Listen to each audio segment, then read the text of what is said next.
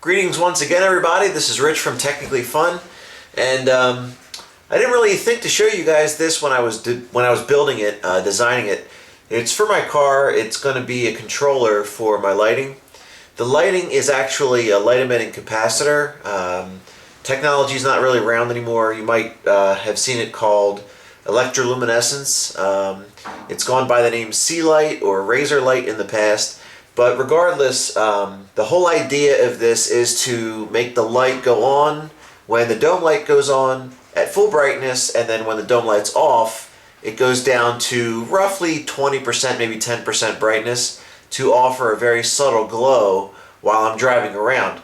It's kind of like the idea, Cadillac has it, some other high-end cars have it. It's a very, very, very faint glow.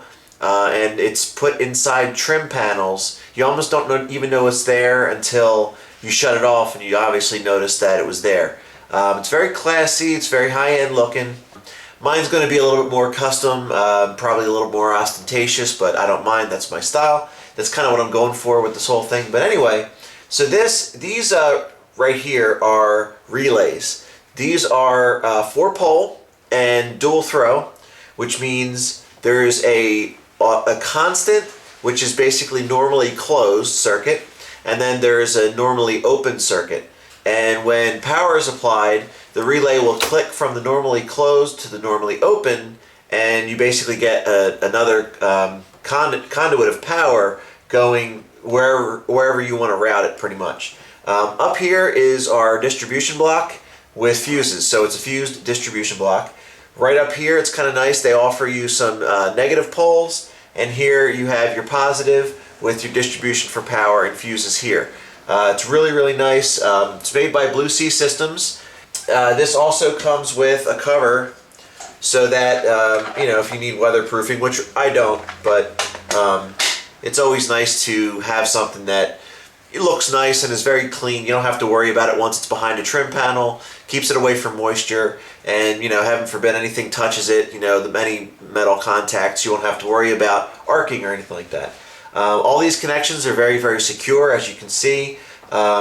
Instead of just running the wire underneath each terminal, I actually used a fork terminal. In some cases I used ring terminals, and just makes it gives me more peace of mind when this is going to be behind a panel for a long period of time, rattling around and whatnot. These are the inverters. There's an inverter there, and this is a potted inverter. This is a 12 volt. These are all essentially 12 volt, but I had to basically wire in the 12 volt signal that goes to these because the normal power comes from a wallboard or an AC to DC adapter, and obviously we're going to be putting this in a car, so we have a 12 volt source.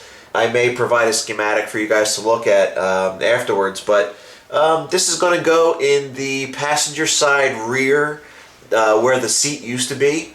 That panel right there is going to be pulled off, and it's going to sit back where the pea soup smoke canister is, and that will allow me to keep all the wiring hidden, and this makes it a very compact board, so I don't have to worry about wires dangling or anything like that.